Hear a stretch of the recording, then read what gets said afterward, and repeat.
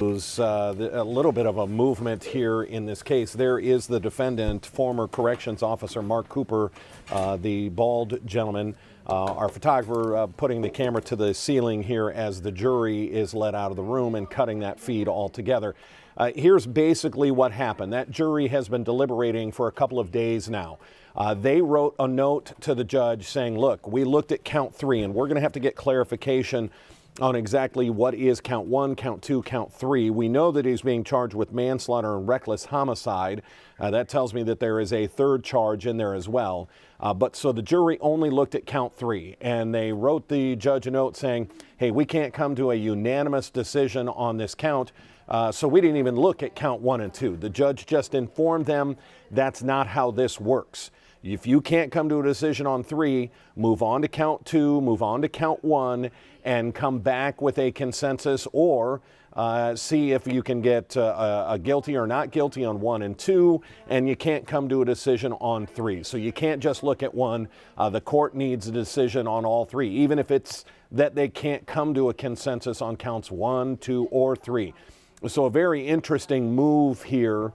Where we thought this might be a verdict, and it's not. In fact, it was the jury saying they are hung on count 3, so they didn't even look at 1 and 2. I've never seen that before, but this shouldn't be too surprising. This case has been full of all kinds of firsts throughout the entire trial. We will stay on it. Obviously, we have a crew there. If the jury goes back in, it's been I believe 2.5 days of deliberation.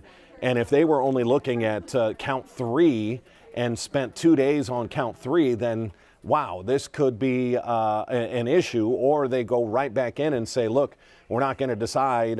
We can't decide on 3. So let's just all come to the determination. Can we decide on 2 or 1? But they need to read through the instructions. What is count 1? Was it proven? Was it not proven? So a long way to go here. But just a very interesting move that the judge had to get on the record exactly what had happened. So we will keep an eye on it. We have promised and committed to gavel coverage on this trial. I'm going to show you just one piece of video just so that it will refresh your memory. This is tough to watch. Understanding that Alex Rios, he is the inmate that broke out of a holding cell. And it took 5 officers, corrections officers, to get him under control.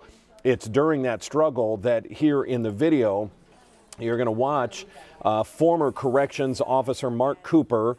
That's him with his foot on his back. He's going to pull up his other foot, put the entire weight of his 250, 260-pound body on the back and neck of Rios.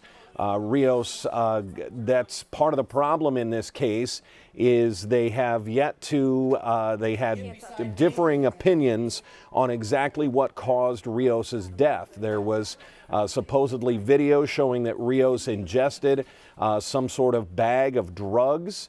That bag was found in his system 10 days later after the autopsy. Remember, he survived for 7 days in the hospital.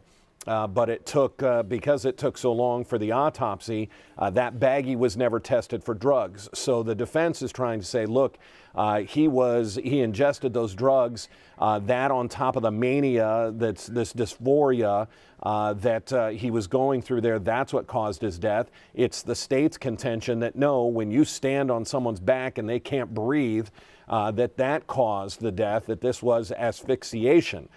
So those are very differing opinions that were told to the jury. So you can see why this is going to be a tough case. And already the jury coming back and saying, hey, look, on the first count that we even considered, we can't come to a consensus. We're going to stay on it. If there's any other movement, we'll come right back to you live on all of our digital properties. Until then, I'm Dan DeRose with 19 News. Have a good day. 19 News is everywhere. Download our CTV